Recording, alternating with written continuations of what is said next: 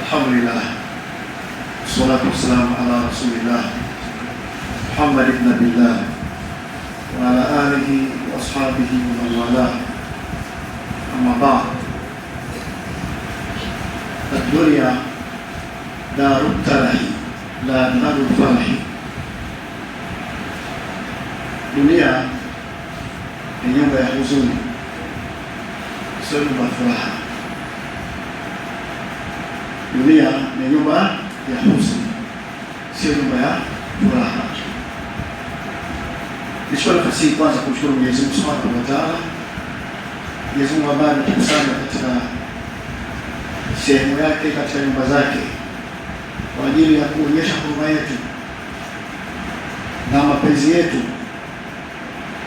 na utu wetu kwa mzee wetu, shekhe wetu Sheikh Muhammad Yahya Masemo, ambaye kwamba alikuwa ni imamu wetu katika msikiti wetu huu. Mwenyezi Mungu atukubalie dua yetu hii na ithibitishe katika maisha yake kabrini kuwa na sisi ndugu zake, waumini wake, tumekusanya katika saa hii kuonyesha huruma yetu kwake na mapenzi yetu kwake, kupelekea hidayah. Sisi tunaamini kwamba Qur'ani inaposoma kusoma na marehemu inaitwa hidayah. Nini hidayah? Nini maana hidayah? Hidayah ni zawadi.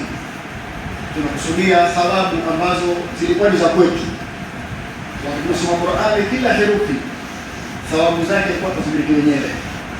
Tukaamua kusudia thawabu za Qur'ani tumesoma hapa, kila mmoja wetu hapa, kwa adhkari ambazo tumeleta hapa, kila ulimo mmoja wetu tukatoa sadaka kwa ajili ya mzee wetu, ili iwe ni hidayah yake katika maisha yake ya barzakhia, maisha kaburini. Mwenyezi Mungu ampe namna ya kuipokea kwa kheri na kwa furaha zawadi hii. Na haya ni maelekezo ya Mwenyezi Mungu Subhanahu wa Ta'ala.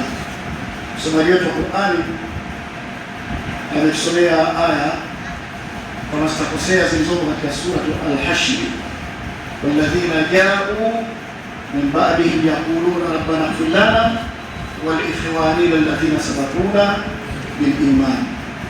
Baadhi ya ulama na wafasiri wanasema sababu ya kushuka aya hii ilikuwa ni taslia, ni kuliwazwa ummati Muhammad sallallahu alayhi wasallam, ni kuliwazwa masahaba ambao walikuwa katika harakati, katika maaraka, katika viwanja vya vita.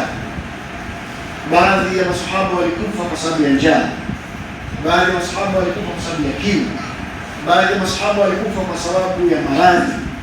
Alhasil kwamba kwa sababu walikuwa katika dhiki na tabu, baadhi ya masahaba walikufa kwa sababu mbalimbali, jambo ambalo liwatia huzuni baadhi ya masahaba kwamba wenzetu wanapigana, wanajitoa muhanga kwa ajili ya dini ya Mungu, alafu wanakufa hivyo hivyo.